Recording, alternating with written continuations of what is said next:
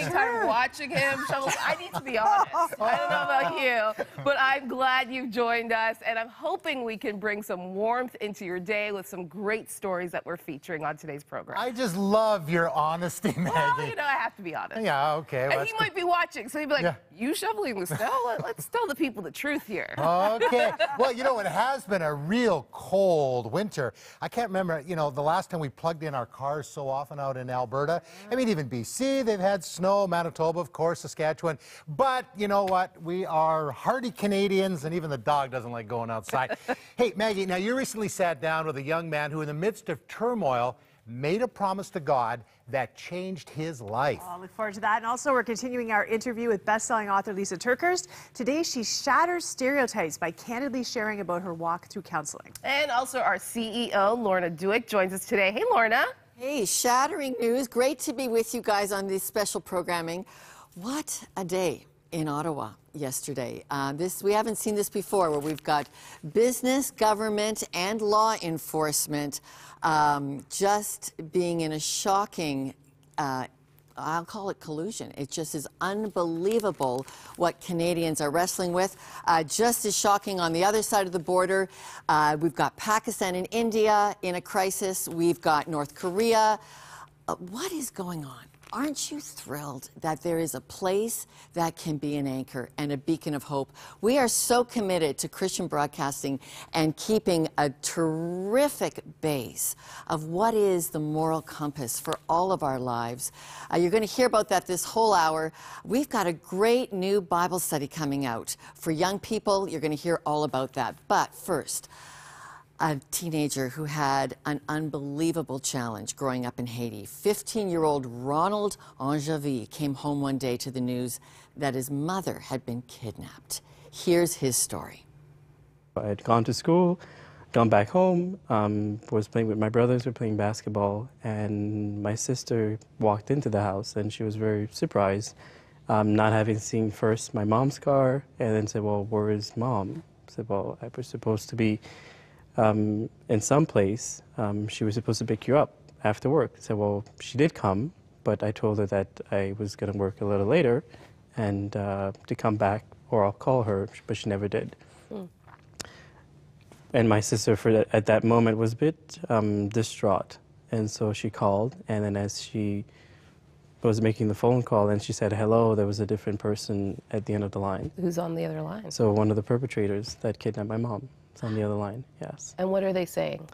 I still to this day do not know what they said to her. So my sister collapsed immediately, and my aunt picked up the phone seeing this, and my brothers and I trying to help my sister at that moment to kind of gain consciousness again, to see what exactly happened. We were shocked at her reaction.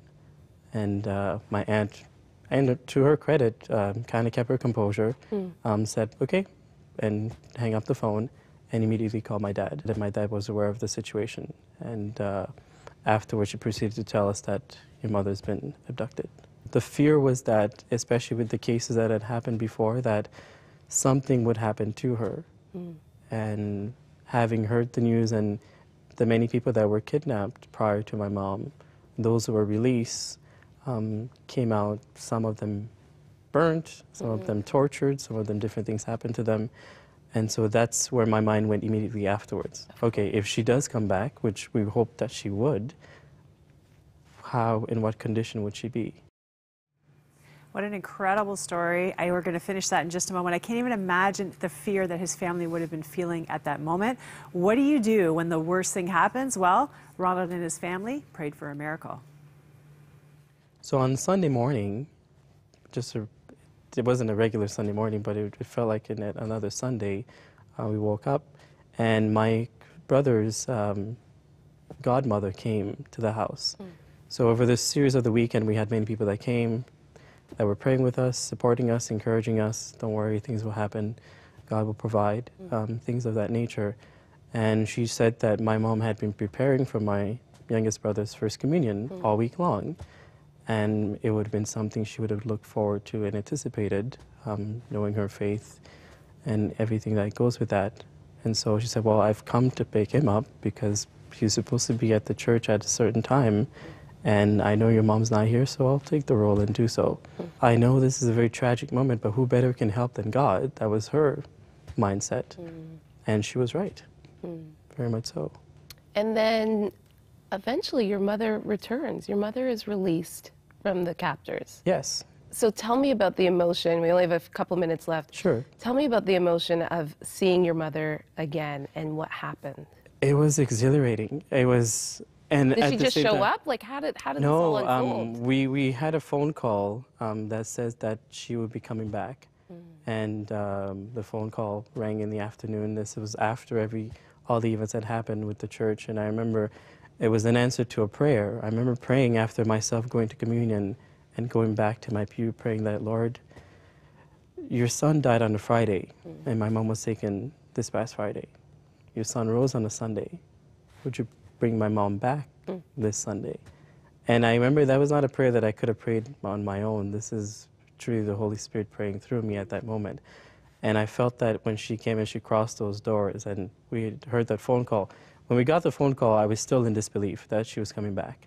But when I saw her cross that threshold, I was like, this is the answer. And everything, it's hard to explain exactly what happened. So it's just that joy and excitement, but at the same time, that joy and excitement that, oh my God, really, not in a very blasphemous way, but oh my God, you have answered our prayers. You have answered our prayers. And am I correct that in part of your conversation with God was that if he had returned your mother, that you were devoting your life to serving him? Partly, and this was me at the end. And I had said at the end of my prayer, like, Lord, I will do anything for you. I will give my life for you, as long as you bring my mom back, for the sake of my siblings, for the sake of my dad. But I will dedicate my life to you, not knowingly what I was saying at the time. And it was later on in hindsight that I figured, as when I entered the seminary a few years later, that I remembered going back and thinking about the events of my life. Remember, you prayed that prayer, and now you're here. And it was just like an eye-opener, like, wow, God is guiding me. Apparently God does hear those prayers. Today, Father Ronald is the Associate Pastor at St. Joseph's Parish in Grimsby. You know, as you've seen, he knows the power of prayer. I wanted to say today, if you need prayer for anything, maybe not quite as dramatic as his story, but we all face life circumstances that can throw us off course, that can bring us to despair, and that's why we're here every day. If you need prayer today, I want to encourage you right now to call our prayer lines. They are available 24/7. That number is 1-866-273-4444. You can also email us at prayer@crossroads.ca. Well, now let's go over to Maggie and Greg. Hey, guys. Hey, Cheryl. You know, Maggie, I've walked with Jesus for many years, but I still love to hear the stories of answered prayer. Because there's times, you know, when you think, okay, is God really answering prayer? And then when you hear those stories that, again, remind you there's a Father in heaven. He loves us, and that's what we're here to do, is to continue to tell stories like Father Ronald's. Absolutely. And it might not always, I know I've prayed certain prayers and they haven't been answered overnight, like, Lord, are you not hearing me? But you know that God orders our steps and he does that in his due time. So can you continue to help us keep this ministry strong, keep this television show strong? Every dollar makes a difference, and you can help us to continue to be that beacon of hope that we want to be across the airwaves. The number is 1-800-265-3100. You're seeing the lovely people who are answering your calls right now, or you can go online, crossroads.ca/hope. Thank you so much. Life's darkest hour often strikes without warning. For many, the struggle is more than one can bear. In this broken, disconnected world, how do you move forward when darkness is holding you back? For over half a century, Crossroads has been the beacon of hope to people who have been knocked down and struggled to get up from life's disappointments. Every day, our life-changing programs like 100 Huntley Street and our 24/7 prayer ministry are at work for God-renewing strength, restoring hope, and transforming lives. Crossroads is the friend you can trust to hold your hand and remind you that although you're hurting, with Jesus Christ, you are never crushed. You can be part of this beacon of hope to people in need of comfort, prayer, and Jesus. Donate now by calling 1-800-265-3100 or give online at crossroads.ca/hope. And we just want to say a huge thank you to everyone that is calling in with your pledge. We cannot do this without you. And I'm looking again at these beautiful faces behind us. A few of you, you want to wave? You can take a call? Okay, there's a few of them that can take a call right now. So if you get those phones ringing, 1-800-265-3100, you are enabling us to bring hope every single day. Absolutely. And I know so many of you have given so faithfully throughout the years, and you have helped make this ministry strong, make sure that we're able to share the true message of Jesus across our nation and around the world. And we want to say thank you. And if you can continue to help, share with your friends that we need your support today. And we have some pledges coming in. We have Susan from Abbotsford, BC, with a gift of $100. Catherine from Brampton, Ontario, a gift of $60. And this is a grandparent challenge. Yesterday, I made that little challenge out to you grandparents on behalf of my Hank. And, you know, because we wanted to continue this ministry, the legacy and all that goes along with that. Absolutely. Well, all this week we've been featuring Maggie's interview with Lisa Turkhurst. Here's another excerpt from that conversation. That leads us to your analogy of dust. So beautiful, of how God can take the dust, the ashes of our life, and with a little bit of water, clay is formed and can be remodeled into something new. That's right. Explain it for me. Well, this came out of one of the activities, again, in counseling. I feel like I've done so much therapy. First of all, thank you for being very open about counseling. Because as you know, in the Christian world, counseling is sometimes looked down upon as a weakness. Look, but thank you for being so honest about that. If people want to look down on me, I've given them so many things to look down on me that counseling will be the least of their worries. So I just let it just fly. You know, we need spiritual healing and we need emotional healing. And so I had some amazing Christian counselors. But I remember just so profound activity that my counselor wanted me to do is to write a statement of impact so that I could give this letter to Art and help him understand that I was walking the path of forgiveness, trying to forgive him, not just for the facts of what happened, but I also had to learn to forgive him for the impact of what those facts had on me.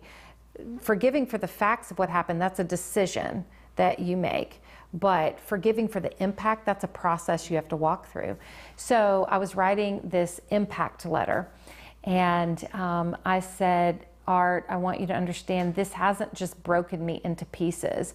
When you have broken pieces, you know that God can pick those up, glue them back together, and you still have cracks in your vessel, but His light can shine through the cracks. And as Christians, we love that story, and we sing Kumbaya, and, you know, we walk on. But for me, I had to explain to him the impact of what this had on me. I didn't look around and see broken pieces. I looked around and saw I'd been shattered to the point of dust. And I remember in that letter writing, and you can't glue dust. But just like in the book of Lamentations, I love that just when you think things are final and hopeless and awful, suddenly God stirs or quickens some kind of hope that only He can stir or quicken in you. So literally, as I was writing this like a lament, it got to the point where you can't glue dust. And then all of a sudden, my pen kept moving. And I said, however, I very much recognize that in Genesis chapter 2, of all the ingredients that God had access to, and He had access to everything, He chose dust from which to make His favorite creation, mankind. And He breathed into that dust, and that dust became a living being. And I said, and furthermore, when I read in the Gospels, when Jesus healed the blind man, He spit into the dust of the earth, mixed with His saliva up, and mud was formed. He put the mud on the blind man's eyes, and then the blind man could see, right? And then in Jeremiah and Isaiah, we are told that dust, when mixed with living water, becomes clay, and clay, when placed in the potter's hands, and we know God calls Himself that He is the potter. When we place that clay into the potter's hands, He can make anything new with it. So now I had a completely different view of the dust that I viewed my life had become. And I remember I ended the impact letter, instead of a statement of hopelessness, saying dust does not have to signify the end. Dust is often what must be present for the new to begin. When you write, you always talk about your writing to that one woman. As you just said, you're thinking about that one woman. How do you think that that can resonate with a woman that's reading this? Maybe not going through your certain scenario, but is feeling like her dust cannot be made into anything. I think what's frustrating sometimes in the Christian world is when we know inside of our heart that circumstances will prevent things from looking the way they used to look. And so that creates that feeling of hopelessness. You know, when you have someone say, well, God can bring good from this, but if you're talking to a woman who's just lost a baby, you know, her version of good would be that the baby didn't pass away. And so that seems so final. And yes, we know we will see that baby again in heaven, but when you know in your heart that things will never look the way that you had hoped they would, sometimes it's really hard to regain that feeling of hope. And in my marriage, I knew that things would never look the same. And like I said, when I was writing the book, I thought that my marriage was ending. And so I had to learn how to listen intently for God to give me a different version of what my good could be. And in my heart, I had to have a funeral for expectations that were no longer realistic. And, you know, I think that became some of the most profound moments as I walked through this, is having these little mini funerals that nobody else attended.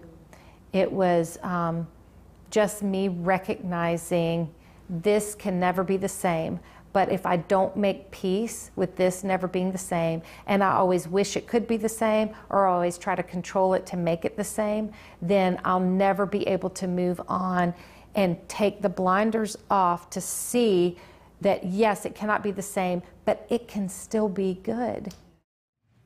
I think this is one of the most important conversations we can have. I know everybody here we've just been listening to her all week and just like jaws on the floor going, yeah, that is so profound. I was there, my jaws on the ground, listening to it again, yeah. Oh, I love what she said. In her heart, she had to have a funeral for the expectations that were no longer realistic, recognizing that her marriage would never be the same, but that it could still be good. Yeah, and that it is a profound statement, because there's things that we just expected in life and they didn't happen. You know, maybe it's marriage, maybe it's a job, career, lots of things like that. So we want to continue to tell these amazing stories and share them and those profound interviews that Maggie did.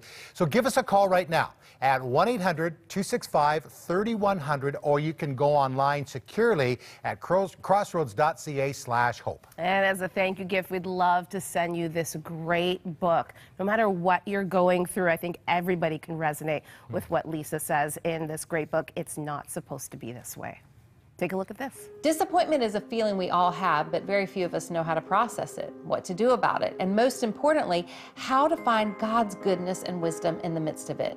From emergency surgery to a cancer diagnosis to the devastating reality of her husband's infidelity, New York Times bestselling author Lisa TerKeurst unveils her heart amidst shattering circumstances. I'm excited to share my book, It's Not Supposed to Be This Way, with 100 Huntley Street viewers. When you request your copy today, I'll be that friend to lead you to the greatest hope, even in the midst of difficult circumstances.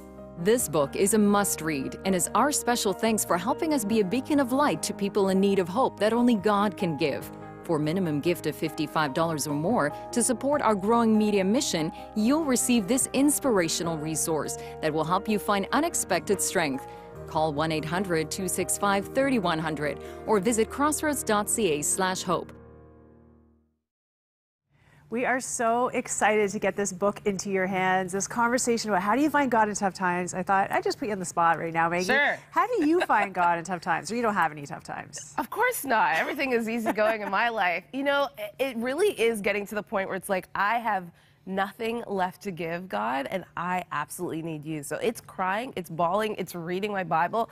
It is just humbly coming to him. And, you know, with that comes a lot of humility and realizing that I can't do it, that I need to depend on God. And I think that's why I love this show, and that's why I love what we do here, Cheryl, is because we get to meet people who are in those same predicaments like Lisa, who say, yes, I need to just fall on my knees and cry out to God because I can't do it alone. And we want to keep bringing that inspiration to you every day, but we need your help. So please help us keep this ministry strong and these stories coming. I know it's encouraging you today. Give us a call at 1-800-265-3100. You can also give securely online at crossroads.ca/hope. We really need you to go on board with us today. Well, now here's Lorna with her very special guest.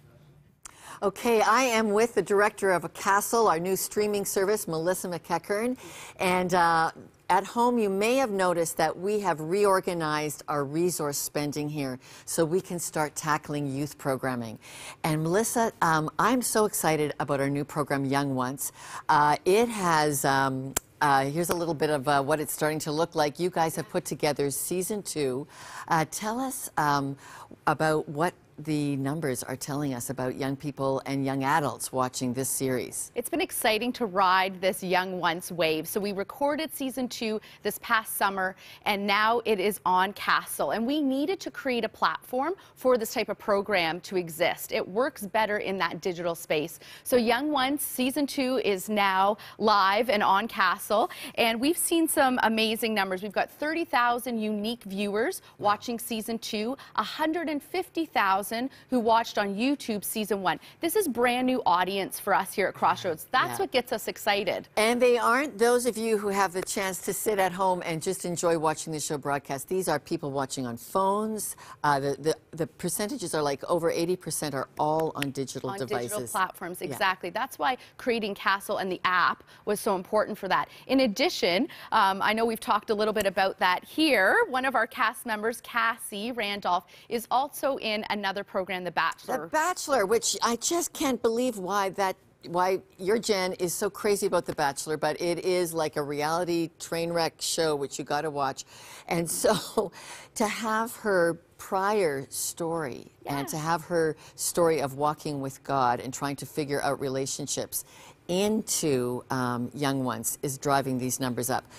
Okay, one of the fun things, though, is when we start to realize we're getting this much traffic, I really appreciated that. As a leader here, I can just say to our youth team, we got to make a Bible study about this. So, Melissa, tell me about the Young Ones Bible study, because we just threw you guys the challenge. Yeah. You hooked up with Sean Naylor, who some of you might remember as a guest host here at 100 Huntley Street. He's a great youth speaker.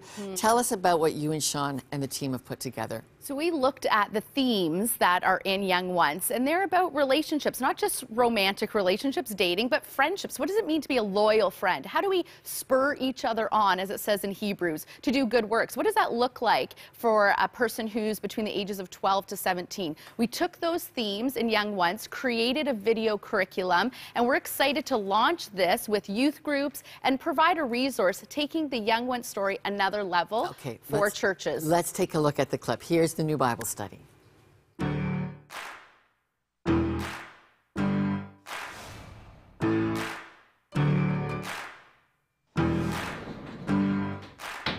Well, hello there. My name is Sean Naylor. I am a speaker, communicator, content creator. I don't know. I am married to my beautiful wife, Mireille Pruneau. I have 3 boys, Ezra, Emmanuel, Ezekiel. Crazy, intense, and keep me up all night. Whoa! But anyways, I love them to death.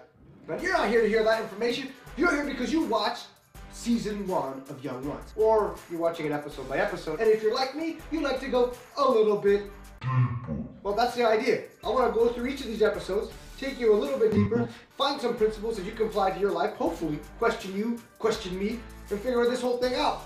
Well, that's what we're here to do. Go a little bit deeper. So you can apply it to your life and do things you wish you could do. I don't know.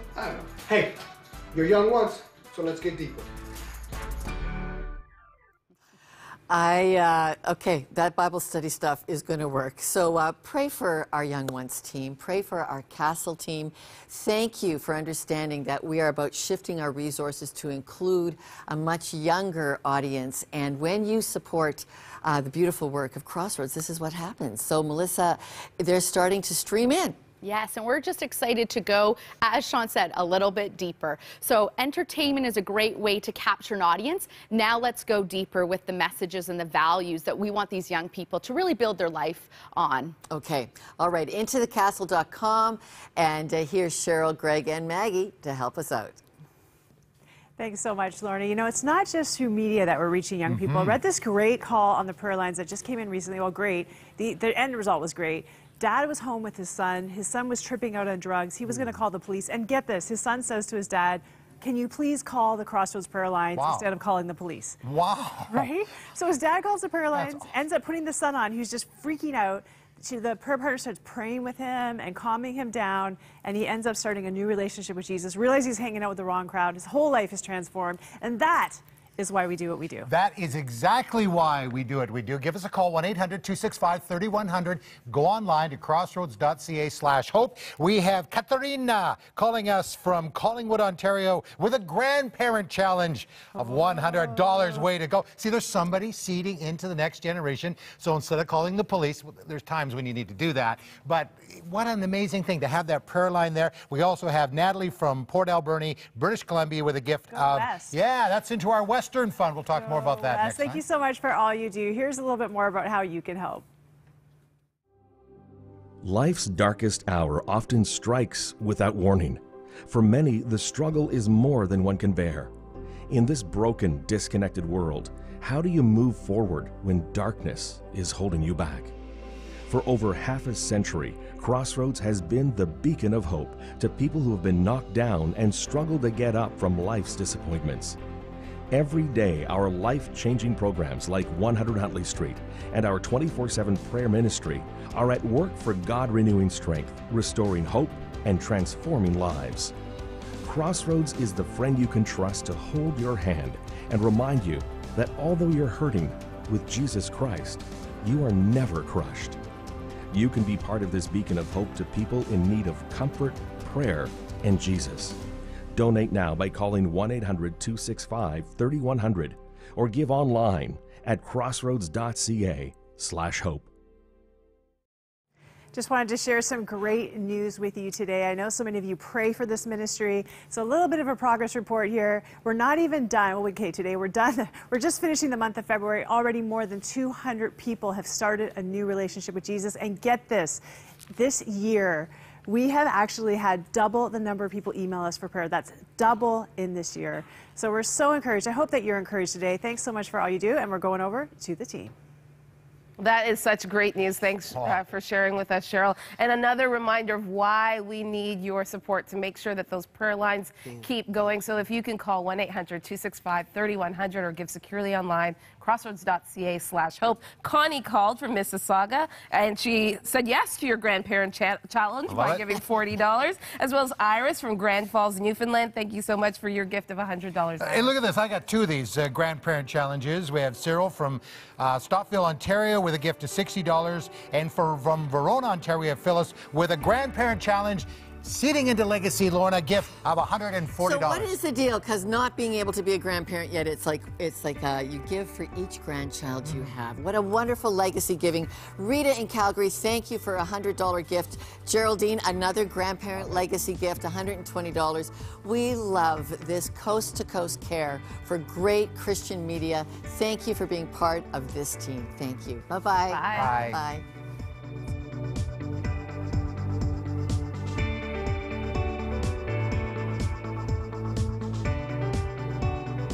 Thank you for your ongoing support of Crossroads, a member of the Canadian Council of Christian Charities. You can write to Crossroads, P.O. Box 5100, Burlington, Ontario, L7R 4M2.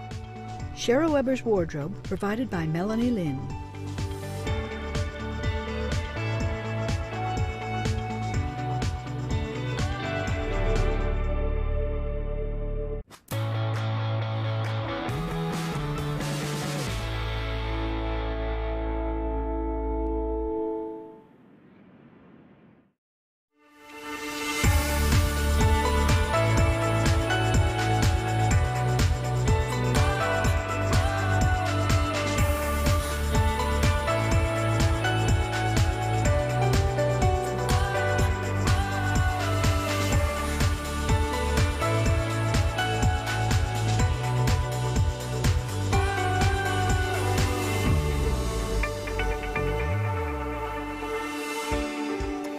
it's a special week of programming, and I get to hang out with these amazing ladies here. How blessed are you? I hope you're feeling a little overwhelmed. Yeah. You know, it's not the rose in the middle, though. Maybe after we rework that. It sure is.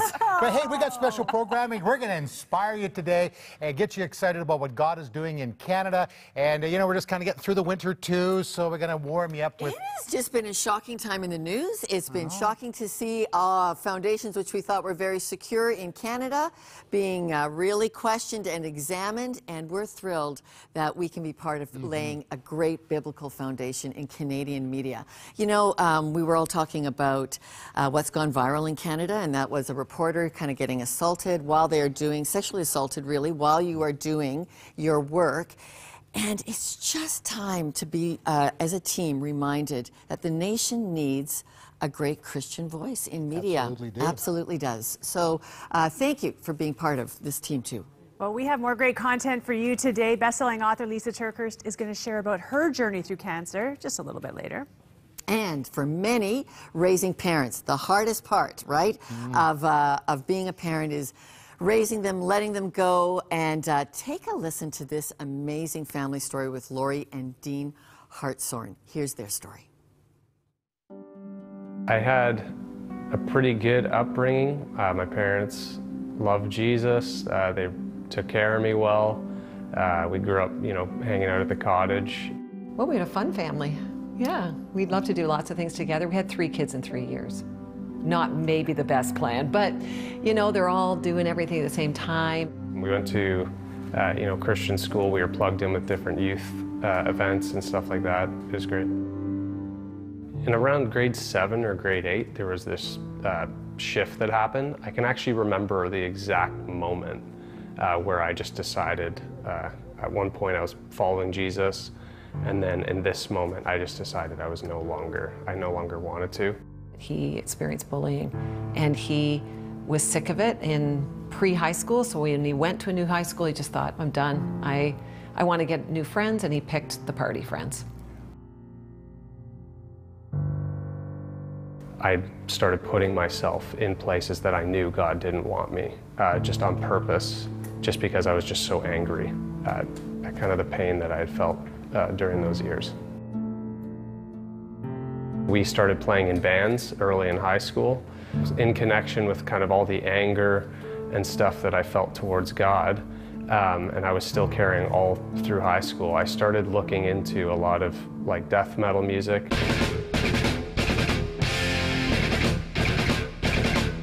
I mean, some of the music was interesting, but I was really drawn to things that were dark. I was interested in things that I knew were kind of like off limits, I guess. You know, even sometimes blatantly kind of satanic or talking about witchcraft, and I would just study this stuff. I immersed myself in it, and then I would start writing lyrics for a death metal band that I was playing in. I was actually the screamer. So I was the vocalist for the band, and I would just scream these lyrics, and a lot of them I would just kind of blatantly be screaming lyrics that were just coming out of a place of anger at God, and just basically just rejecting my upbringing, rejecting Jesus. You know, this morning I put both of my boys in pink shirts because it's pink shirt day at their school, and had a brief conversation with my 6-year-old Joshua and asked him, do you know what bullying is? And he said, yes, it's about not being nice to people. And for a 6-year-old, he got it. And he knows the effects that it can have on him and on his friends when kids can be mean to each other. And that's Curtis's story, what led him astray because of the hurt and the pain that he was going through. Maybe you're a kid watching today and you have been bullied and you're going through a really hard time, and you just want somebody to pray with you, to hear you, to remind you that Jesus loves you. Call our prayer lines, 1-866-273-4444. Or maybe you're a parent who just is at your wit's end and just doesn't know how to minister to your child as they're going through this extremely difficult time. Again, our prayer partners would love to encourage you and pray with you today. Well, after many years of praying for their son, Curtis's family finally saw a breakthrough in his life. Watch this. Basically, at that point, the Holy Spirit kind of came into my heart and started whispering again and just going, you know, just reminding me of himself. And started drawing me, and I just remember I was invited to a young adult service in Ajax at C4, and I just knew, I was like, I have to go. I just have to go to this. I don't know what it is, but I got to get there. All I could remember is I was sitting in the back, and like my body was just shaking, and I was holding onto the chair. Sitting in the back of that dark sanctuary beside him, and he just agonized. He just had his hands on the seat in front and was just tormented, like just rocking. He has no memory of actually how he got to church. Pastor John at C4 was speaking, and he got up and he said he had a word for somebody, and he said, I feel like the Lord wants me to say to somebody here tonight, and I forget what he said exactly, but I think he said, like, you feel like you're trapped. Like, he used basically the exact words that were my experience. As he was sharing the word, it was like the Holy Spirit was just cutting me to the heart, and I was like, I just know this is for me. And then I remember just kind of praying inside. I couldn't even really pray out loud, but I was like, Jesus, like I want to give my life to you, but I just don't even know how. And I was like, I just need help right now. And I was like, if you help me, I will follow you if you help me right now. And then all of a sudden I just shot up out of my chair and just took off right to the front.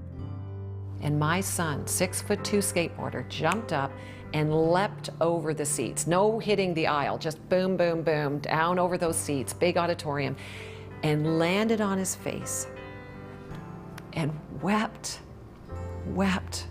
I could hear his weeping from the back of the room.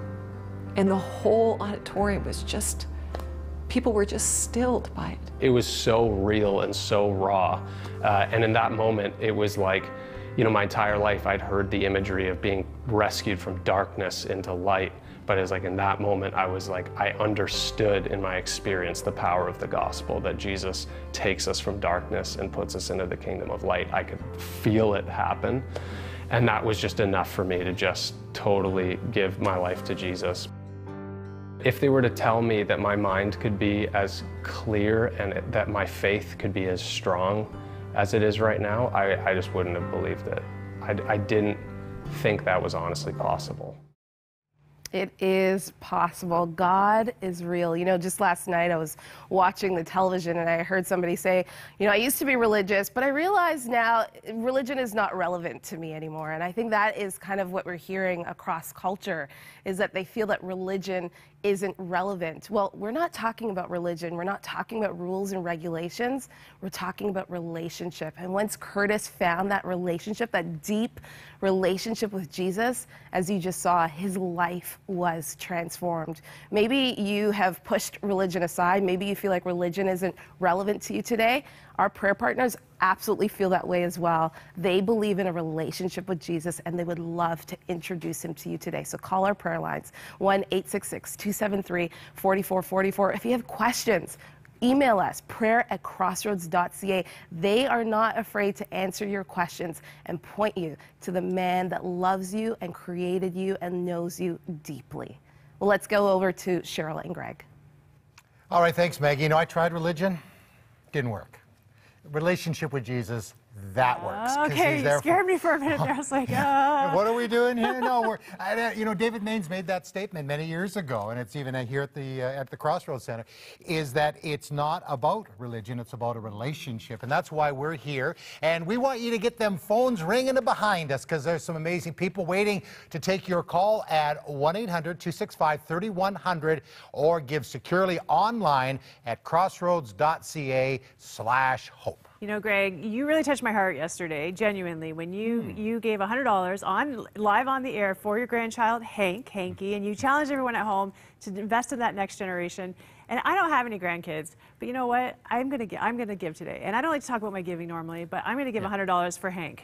For that next generation, because I honestly believe that we have to invest. They are pulled so many different ways. Yes. It is time to invest. So, hey, will you join me? We're not just here giving our lives to do this show. We're giving our wallets to do the show. We're asking you to do the same. We're not asking you to do something we don't do. So please give us a call right now, 1-800-265-3100. You can give online at crossroads.ca/hope. Let's join together and change things for the next generation. And just before we go, here, Anne from Little Britain, Ontario, with a gift of $100. Grandparent Challenge. Thank you, Anne. To learn more, take a look at this.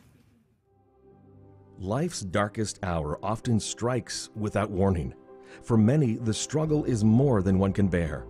In this broken, disconnected world, how do you move forward when darkness is holding you back? For over half a century, Crossroads has been the beacon of hope to people who have been knocked down and struggled to get up from life's disappointments.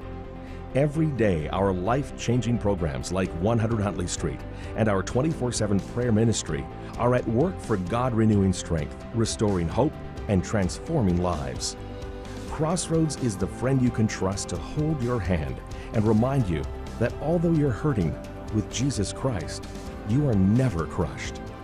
You can be part of this beacon of hope to people in need of comfort, prayer, and Jesus. Donate now by calling 1-800-265-3100 or give online at crossroads.ca/hope. So here's the deal. Every financial gift you give to 100 Huntley Street enables us to tell amazing stories like Curtis.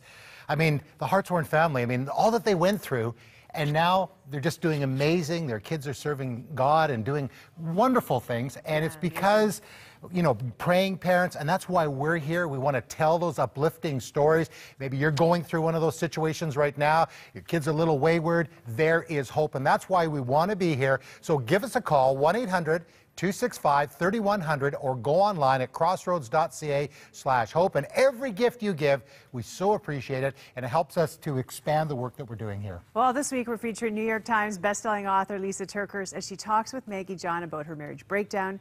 Here's another excerpt from that amazing interview.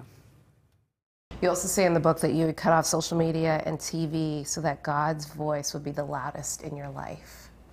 That was really important. I knew when my story went public that, that some people would have really strong opinions and that it would do me no good to read their opinions. And so I got completely off technology, and I refused to let myself go fishing for pain. Because if you go fishing for pain on the internet, when you're a little bit more of a public figure, you'll find it, you know. But I also needed to take a break from just outside noise. It would have been really easy for me to fill the silence in my home with unhealthy things, things that would create in my heart a feeling of comparison or failure or tragedy, you know, but I just needed to hear from the Lord, and I knew I had a much greater chance at hearing from the Lord if I turned the noise of the world down. And so again, in the midst of all of this, then you get a routine mammogram, like all women are supposed to get, but then you get called back by the doctor with some disturbing news. And again, because I always like to run ahead and write out the script that I want God to follow, it's like, that's okay, God, you know, that I got a bad mammogram, because this is going to be one fresh way that you can reveal, like, yes, I'll get called back maybe once, maybe twice, but whatever this is, I just know you're going to heal it. I just know you are. And I was just like so certain of that. But when they called me back for a third time and said that I needed to have a biopsy, I had to have one of those marked moments of trading my will for God's will. And I had to say, no matter what, God, I know that you are a miracle worker, and sometimes your miracles unfold in the way that I want them to, and sometimes they don't. But either way, I know you will not forsake me. You may go to great lengths to remake me, but you will not forsake me. And after my biopsy, the doctor's office called and said they wanted me to come in for the results. And so I knew. And I didn't think they would make us drive all the way uptown just to say, yay, everything's fine.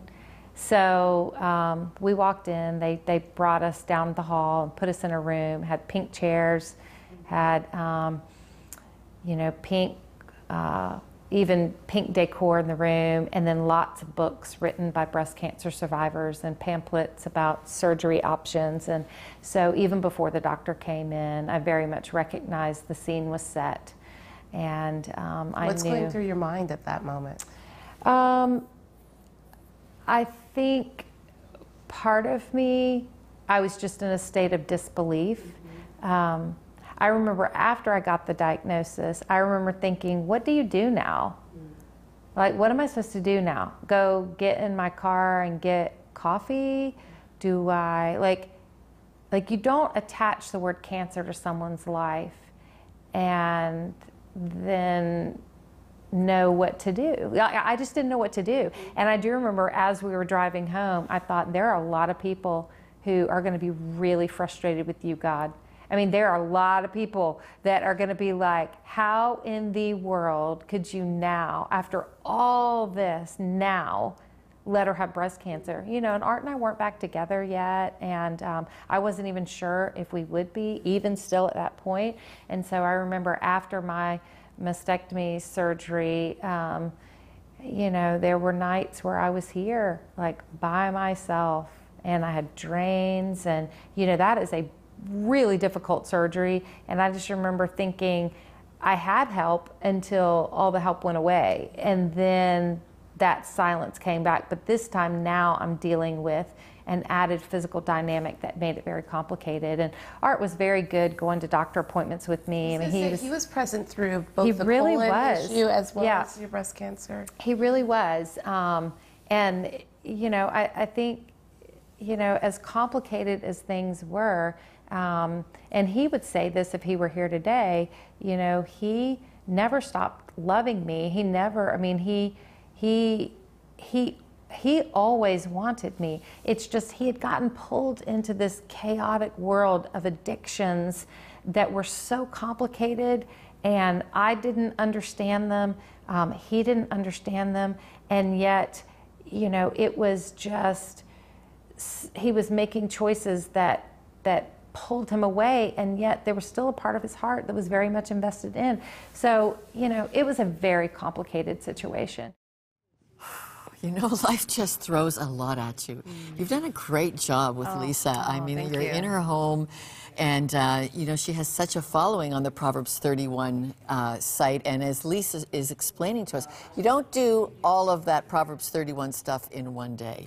It is a lifetime journey. Yeah, and she's ministering now to a whole group of women that she didn't even imagine she'd be ministering to, and men who have gone through a hard time in their marriage and saying, yeah, you can do it, that God can help you through this journey. This book, It's Not Supposed to Be This Way, is a book you need to get today. And what a great blessing that you get the book and you get to keep great media like this going, interviews like that coming. You can share that digitally on your phone, on your iPad, whatever. So here's how you can get yours. Call 1-800-265-3100 or go online at crossroads.ca/hope.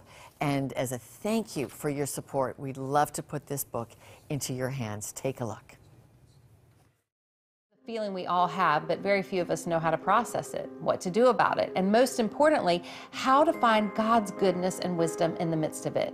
From emergency surgery to a cancer diagnosis to the devastating reality of her husband's infidelity, New York Times bestselling author Lisa TerKeurst unveils her heart amidst shattering circumstances. I'm excited to share my book, It's Not Supposed to Be This Way, with 100 Huntley Street viewers. When you request your copy today, I'll be that friend to lead you to the greatest hope, even in the midst of difficult circumstances. This book is a must-read and is our special thanks for helping us be a beacon of light to people in need of hope that only God can give. For a minimum gift of $55 or more to support our growing media mission, you'll receive this inspirational resource that will help you find unexpected strength. Call 1-800-265-3100 or visit crossroads.ca/hope. You know, Cheryl, one of the most important parts, I think, in Lisa's new book that struck out at me, because I'm an introvert, is community. And she talks several times about how her mother and her sisters just crowded around her, how her friends, trusted friends, she allowed in to just help her through this journey, because she knew as soon as the news got out that everybody was going to have a voice and everybody was going to criticize.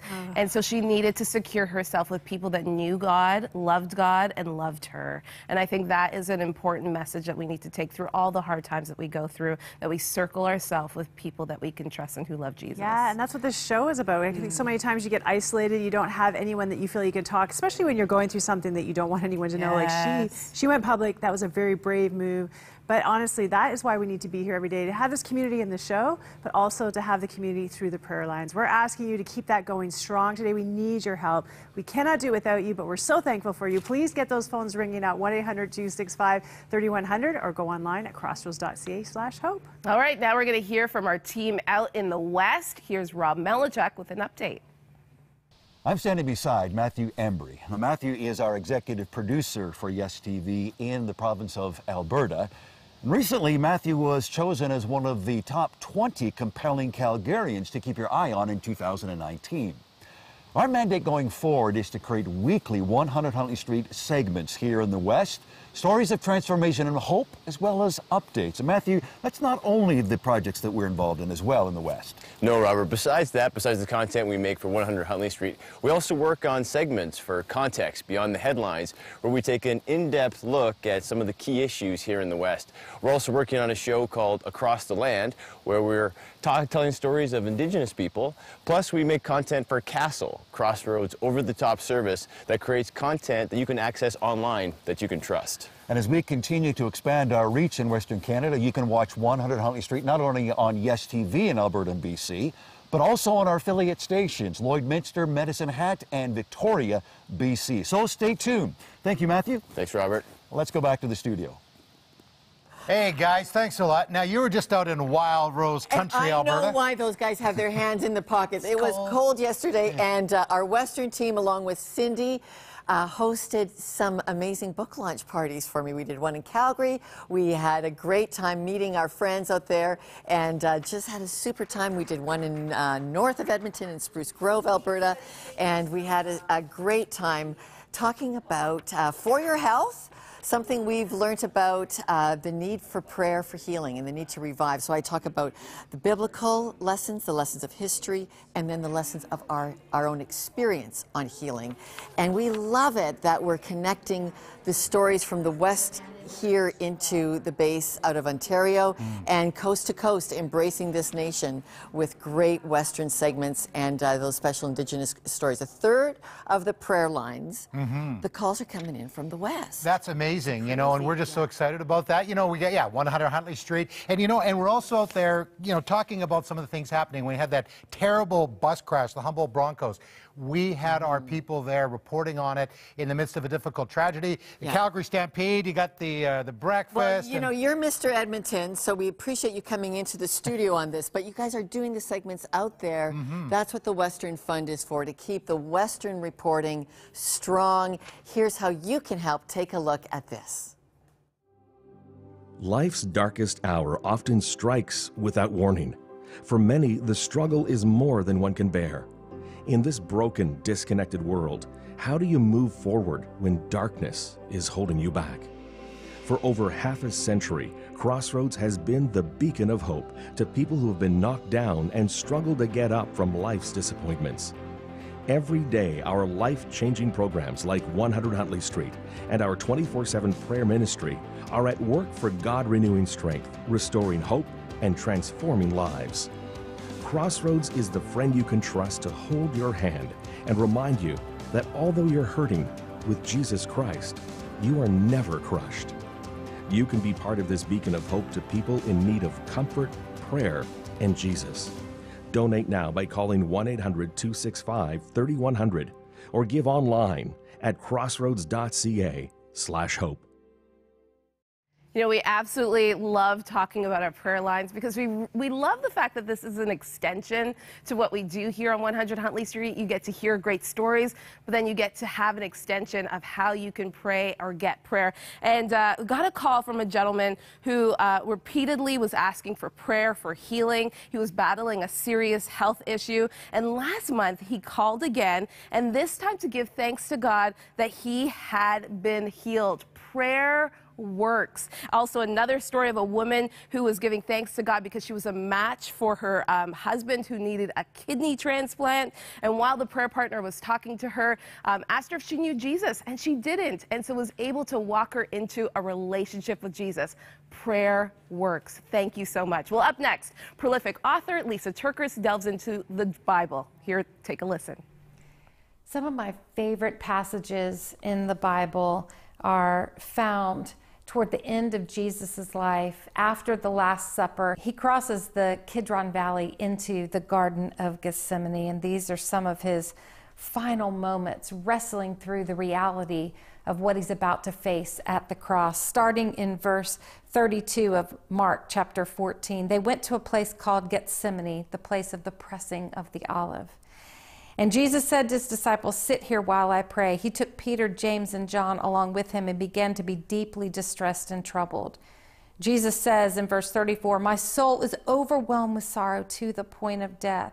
Stay here and keep watch." Going a little farther, he fell to the ground and prayed, if possible, the hour might pass from him. "Abba, Father," Jesus cries out in verse 36, "everything is possible for you. Take this cup from me."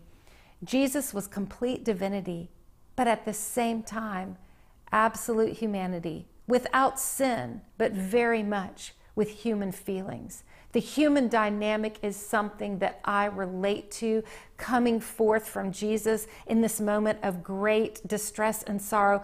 Probably I relate to these words of Jesus more than any other. How many times have you been in a situation and what seems so complicated is that you know God could do everything and he could do something to change your situation, but when God's lack of intervention doesn't seem to be happening, when his promises seem doubtful and he seems so far away, maybe you too have cried out, "God, everything is possible for you. Fix this."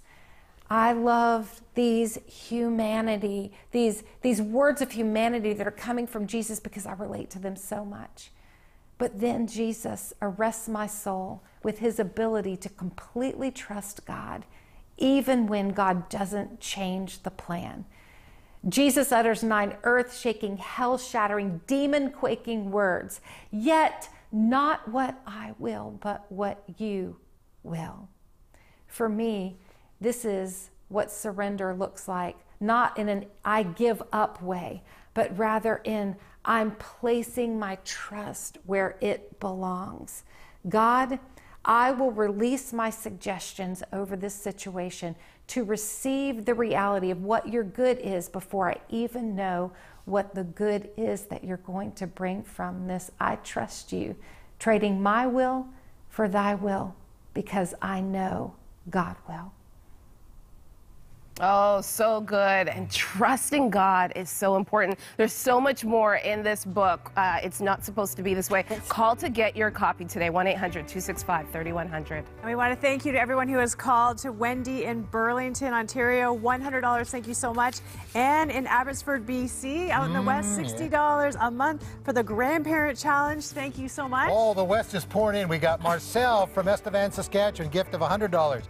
From Drayton Valley, Alberta, Shirley, a grandparent gift of $30, and Erwin and Lena in Sherwood Park, Alberta, with a gift of $60. I love it that you launched a grandparent challenge with your little Hank. Alice in Sherwood Park, Alberta, thank you, $400. We just so appreciate that. Coast to coast, you're helping Crossroads be a beacon of hope in media. It's surely needed. Thank you. We'll see you again tomorrow. Bye-bye. Bye. Bye-bye.